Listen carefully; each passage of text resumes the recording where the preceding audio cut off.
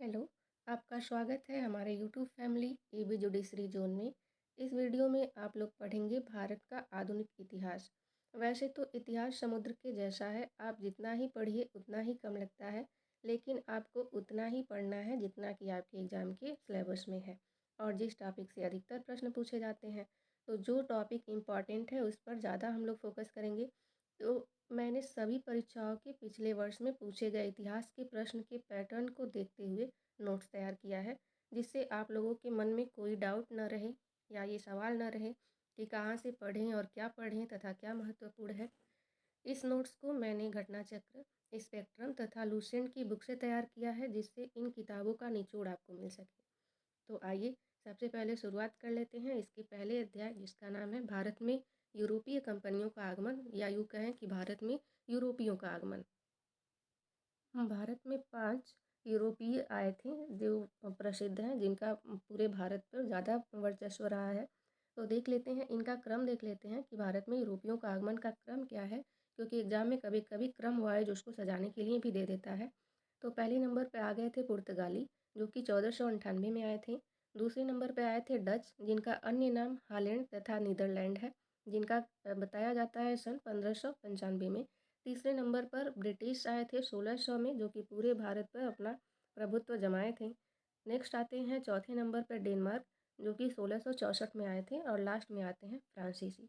तो सबसे इम्पॉर्टेंट ज़्यादातर यहाँ से क्वेश्चन बनता है पुर्तगालियों और ब्रिटिशों यानी कि अंग्रेज़ों के माध्यम के बारे में, क्योंकि जो डच हैं, डेनमार्क है, फ्रांसीसी, इन लोगों से बस 2 ही क्वेश्चन अधिकतर बने हुए हैं, जैसे कि इनकी कंपनियाँ कब स्थापित हुईं और ये किस युद्ध में हारे गए। तो उस चीज़ों पे फोकस करते हुए हम लोग देखेंगे। सबसे पहले तो आपको पता है कि जो पुर्तगाली थे, ये भारत में यूरोपी से समुद्र के रास्ते ऐसे खोज किया था, केरल के कालीकट बंदरगाह पर आए थे। तो देख लेते हैं पुर्तगालियों के बारे में। पुर्तगाल, इनका जो रहने का भारत में सन था 1498 में ये आए सबसे पहले, और 1961 तक भारत में रहे, यानी कि भारत की स्वतंत्रता प्राप्ति के बाद तक इन लोगों का वर्चस्व बना रहा भारत में। तो कहा जाता है कि सबसे ज़्यादा दिन तक कौन से यूरोपीय रहे थे, तो सबसे ज़्यादा दिन तक, सबसे लंबे समय तक पुर्तगाली रहे थे। ये क्वेश्चन एग्जाम में बना हुआ है। तो आइए देख लेते हैं आगे। इनकी प्रथम कंपनी पूछ देता है कि सबसे पहले कंपनी कब और कहाँ पर स्थापित की गई थी। तो इनकी जो कंपनी है सबसे पहले 1503 में स्थापित की गई थी, कोचीन केरल, यानी कि अभी इसको कोझिकोड भी बोला जाता है। तो ये आपको याद रखना है कि पुर्तगालियों की प्रथम कंपनी 1503 ईस्वी में कोचीन में स्थापित की गई थी। अब सबसे पहले वास्को डी गामा नाम का व्यक्ति आता है, ठीक, गुजरात के अहमद इब्न मजीद की सहायता से, यानी कि एक व्यक्ति रहता है गुजरात का, जिसका नाम रहता है अहमद इब्न मजीद। उसकी सहायता से सबसे पहले वास्को डी गामा केरल के कालीकट बंदरगाह पर 20 मई 1498 को पहुंचता है। इसने यहाँ पहुंचकर भारत के नए समुद्री मार्ग की खोज की, क्योंकि ये पहला व्यक्ति था जिसने समुद्र के माध्यम के रास्ते से भारत में आया था। तो कहा जाता है कि वास्को डी गामा ने ही सबसे पहले भारत के नए समुद्री मार्ग की खोज की थी। उस समय कालीकट, यानी जो केरल का कालीकट था, वहाँ का शासक जमोरिन था। तो और इसमें क्या है कि जब ये वास्को डी गामा भारत आया, तो ये सबसे पहले व्यापार करने के माध्यम से आया, और जब व्यापार किया तो इसको ज़्यादा मुनाफा हुआ। आगे पढ़ लेते हैं। इसने काली मिर्च का व्यापार किया, जिसमें 60 गुना अधिक मुनाफा कमाया, जिससे अन्य पुर्तगालियों को प्रोत्साहन मिला, और ये इतना लाभ कमा करके जा करके पुर्तगाल में बताया वहाँ के शासक को। तो वहाँ की जो शासक थे, उन्होंने और अन्य पुर्तगालियों को क्रम वाइज या वायसराय गवर्नर के रूप में भारत में भेजा, ताकि हम लोग अच्छे से व्यापार कर सकें। अब जब पुर्तगाल के शासक को लगा कि भारत में तो बहुत ज़्यादा हम लोगों को मुनाफा हो रहा है व्यापार में, तो वो उसने तरीका अपनाया कि पुर्तगालियों को गवर्नर और वायसराय के रूप में भारत में भेजने लगा। तो जिस जिस वायसराय ने भारत में इम्पोर्टेंट कोई कार्य किया या फिर कुछ भी ऐसी योजना बनाई, तो उनके बारे में हम लोग जानेंगे बस। तो सबसे पहले भारत में प्रथम पुर्तगाली वायसराय बन के आया था फ्रांसिस्को द अल्मीड़ा, जिसका सन था 1505 ईस्वी में। अब इसने क्या किया, इसका कार्य देख लेते हैं।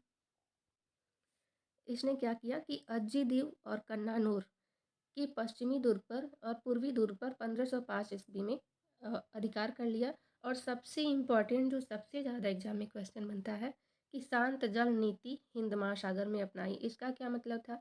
शांत जल नीति, ब्लू वाटर पॉलिसी। इसका मतलब ये था कि भारत के स्थलीय क्षेत्र में दुर्ग की स्थापना कम करके, विकास कम करके समुद्र में अपना प्रभुत्व जमाता था, ताकि और कोई देश की या फिर यूरोपीय कंपनियां वहां पर न आ पाएँ और जिससे इनका मसालों का व्यापार एकाधिकार के रूप में चलता रहे। तो ये पूछ लेता है एग्जाम में बार बार कि शांत जल नीति या ब्लू वाटर पॉलिसी किस वायसराय ने चलाई थी और या फिर किसने चलाई थी। तो इसका आंसर हो जाएगा पुर्तगालियों ने चलाई थी, और उसका भी वायसराय कौन था, तो फ्रांसिस्को द अल्मीड़ा था। नेक्स्ट बन के आया 1509 से 1515 तक इसका शासन रहा। ये अपने तरीके से वायसराय रहा पुर्तगालियों का। इसका नाम है अल्बुकर्क। अब अल्बुकर्क की राजधानी पूछ लेता है, तो अल्बुकर्क की राजधानी कोचीन था, और पुर्तगालियों का वास्तविक संस्थापक इसको कहा जाता है, क्योंकि इसने और अच्छे से योजनाबद्ध तरीके से अपना काम किया था। तो इसलिए ये भी एग्जाम में क्वेश्चन बना हुआ है कि पुर्तगालियों का वास्तविक संस्थापक कौन था। तो वास्तविक संस्थापक यहाँ का अल्बुकर्क को माना जाता है।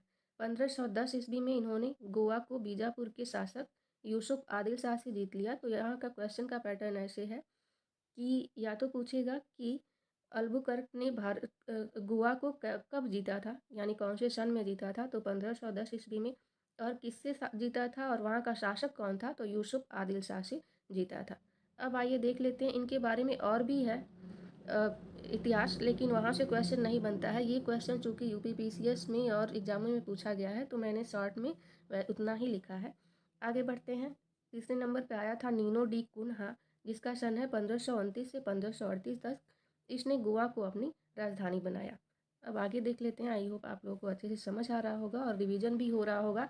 जो लोग पहले से पढ़ चुके हैं और जो लोग नए तरीके से पहली बार पढ़ रहे हैं, उनको भी अच्छे से समझ आ रहा होगा। तो आप लोग यदि चैनल पर नए हैं तो प्लीज़ चैनल को सब्सक्राइब करिए, ताकि ये पहला वीडियो है, आगे मैं अलग अलग सभी सब्जेक्ट के और अच्छे से और भी नोट्स को तैयार कर सकूं और मेरा भी मोटिवेशन बना रहे। अब देख लेते हैं पुर्तगालियों से संबंधित जो क्वेश्चन बने हुए हैं एग्ज़ाम में, वन लाइनर के फॉर्म में देख लेते हैं इनको। 1961 में गोवा का पुर्तगाली गवर्नर जनरल मैनुअल एंटोनियो बसालो ए सिल्वा, जिनका सन है 1958 से 1961 तक था। ये पूछ लिया गया है कि पुर्तगाल जब भारत आज़ाद हुआ उसके बाद से जब पुर्तगाली गए तो उस समय कौन था गवर्नर, तो पूछ लेता है। तो 1961 में गोवा का, उस समय गोवा में थे पुर्तगाली, तो उनका कौन था लास्ट वाला वायसराय, तो उनका नाम आप लोग याद रखिएगा, मैनुअल एंटोनियो बसालो ए सिल्वा। अगला पॉइंट देख लेते हैं। भारत की स्वतंत्रता प्राप्ति के दौरान गोवा का गवर्नर जनरल जोसेफ फेरेइरा बुस्सा था, यानी कि जब 1947 में भारत आज़ाद हुआ था तब जो गवर्नर था उसका नाम था जोसेफ फेरेइरा बुस्सा। और जब यहाँ से पुर्तगाली छोड़े थे भारत को, तब उस समय जो गवर्नर जनरल का नाम था एंटोनियो वेसालो ए सिल्वा। तो दोनों नामों में कंफ्यूज नहीं होना है। आगे पढ़ लेते हैं। 1503 ईस्वी में कोचीन में पहली फैक्ट्री इनकी स्थापित की गई, किसकी, पुर्तगालियों की। और 1505 ईस्वी में कन्नूर में दूसरी फैक्ट्री स्थापित की इन्होंने। 1534 ईस्वी में पुर्तगालियों ने बंगाल के शासक गियासुद्दीन महमूद शाह, इनका नाम था उस समय जो बंगाल के शासक थे उनका नाम था गियासुद्दीन महमूद शाह, इनसे सतगांव और चटगांव में फैक्ट्री स्थापित करने की अनुमति ले ली थी। नेक्स्ट, पुर्तगालियों द्वारा हुगली को बंगाल की खाड़ी में समुद्री लूटपाट के लिए अड्डा बनाया था। ये एग्जाम में बहुत बार क्वेश्चन बना हुआ है, खास करके बिहार पीसीएस में, क्योंकि बंगाल से सटे हुए उसकी सीमा है। तो यहाँ पे उस स्पेशल करके पूछ लेता है, बिहार स्पेशल में करके पुर्तगालियों द्वारा हुगली को पूछ लेता है कि हुगली को किसने अपना लूटपाट का अड्डा बनाया था। ऑप्शन में आपको दे देता है, जैसे पुर्तगाली, डच और अंग्रेज और फ्रांसीसी। तो आपको उसमें बताना है कि सबसे पहले हुगली को लूटपाट का अड्डा किसने बनाया था, तो पुर्तगालियों ने बनाया था। नेक्स्ट, 1632 में ईस्वी में मुगल बादशाह शाहजहां ने हुगली में पुर्तगाली बस्तियों को नष्ट करवा दिया, क्योंकि वहाँ पे ये लोग बहुत लूटपाट कर रहे थे और अन्याय कर रहे थे, जनता में आक्रोश फैल रहा था।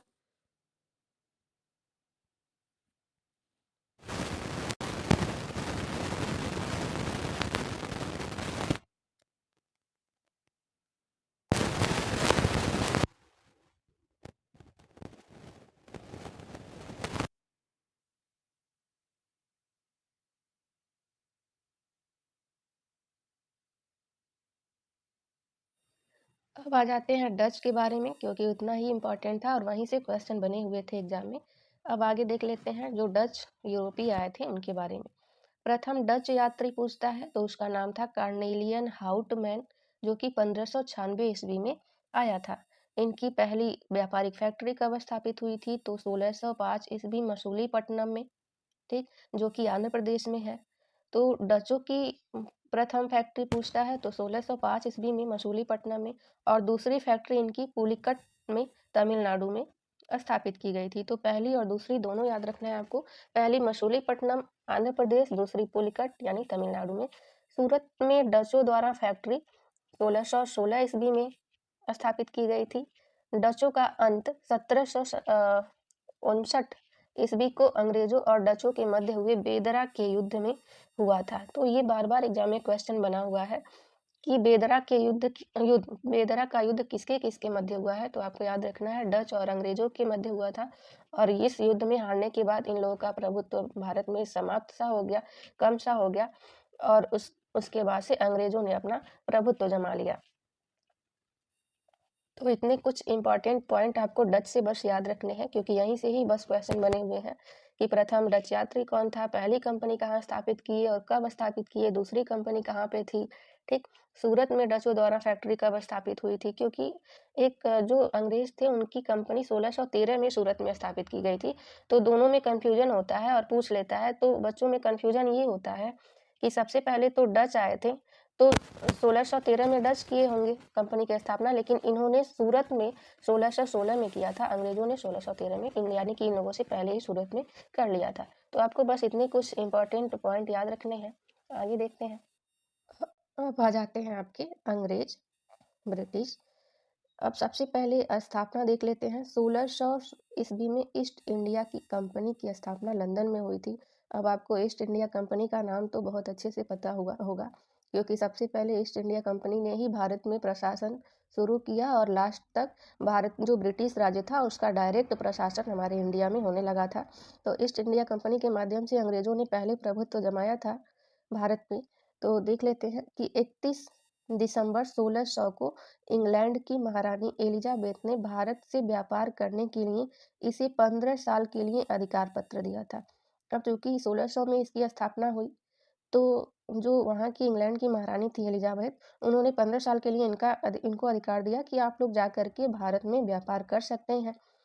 इस समय भारत का बादशाह अकबर था, जिसका सन 1556 से 1605 है, आप लोगों को पता होगा मिडाइवल हिस्ट्री का।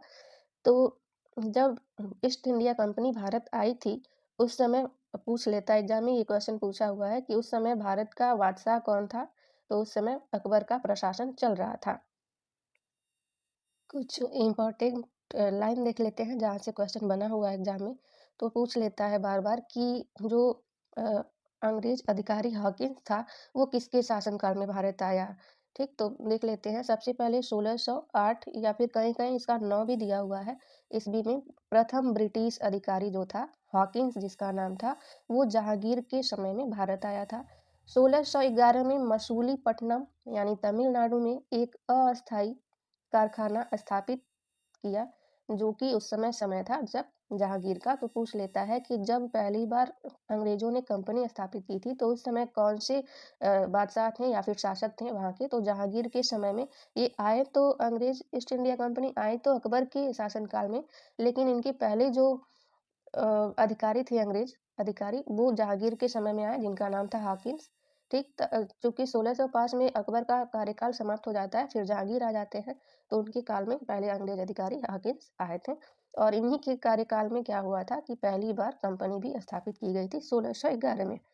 अब नेक्स्ट देख लेते हैं। 1613 ईस्वी में प्रथम अस्थायी कारखाना सूरत में स्थापित किया गया, क्योंकि जो 1611 में किया गया था वो ऐसे मात्र व्यापार करने से छोटा सा और अस्थायी नहीं था, वो किया गया था। लेकिन 1613 में इन्होंने प्रथम अस्थायी कारखाना कहाँ स्थापित किया, सूरत में स्थापित किया।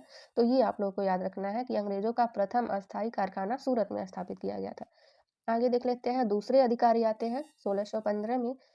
द्वितीय ब्रिटिश अधिकारी सर थॉमस रो सम्राट जेम्स प्रथम का राजदूत बनकर भारत आए थे। तो यहाँ पे प्रथम अधिकारी कौन था, अंग्रेज हॉकिंस, और दूसरे अधिकारी कौन थे? थॉमस रो, तो याद रखना है 1609 ईस्वी में आए थे आपके हाकिन्स, और 1615 ईस्वी में थॉमस रो, जो कि दूसरा अंग्रेज अधिकारी था, सम्राट जेम्स प्रथम का राजदूत बनकर के भारत आया था। 1632 ईस्वी में गोलकुंडा के सुल्तान ने अंग्रेजों को एक सुनहरा फरमान दिया, जिससे अंग्रेज 500 पैगोडा वार्षिक कर देकर गोलकुंडा राज्य के बंदरगाह पर स्वतंत्रता पूर्वक व्यापार कर सकते थे। तो यहाँ पे इन लोगों को पहला ऐसा अंग्रेजों को मौका मिला ताकि ये लोग स्वतंत्रता पूर्वक क्या कर सकते थे, बिना टैक्स दिए ये लोग व्यापार कर रहे थे। तो सबसे पहले तो इन लोगों को खुशी की बात तभी हुई जब इन लोगों को सबसे पहले बिना टैक्स दिए व्यापार करने का गोलकुंडा के सुल्तान ने एक सुनहरा फरमान जारी कर दिया। आगे देखते हैं 1639 में अंग्रेज फ्रांसिस डे ने चंद्रगिरी के राजा से मद्रास पट्टे पर लिया और एक किलाबंद कोठरी बनवाया।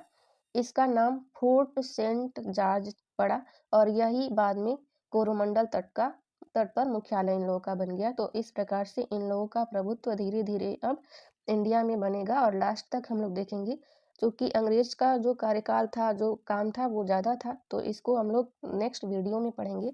बाकी अगर आप लोगों को अच्छे से समझ आ रहा है, रिवीजन हो रहा है, तो प्लीज़ वीडियो को और चैनल को सब्सक्राइब करें और लाइक करें। और आप लोगों का कुछ क्वेरी है और कुछ कंटेंट चाहिए तो आप लोग कमेंट बॉक्स में लिखें।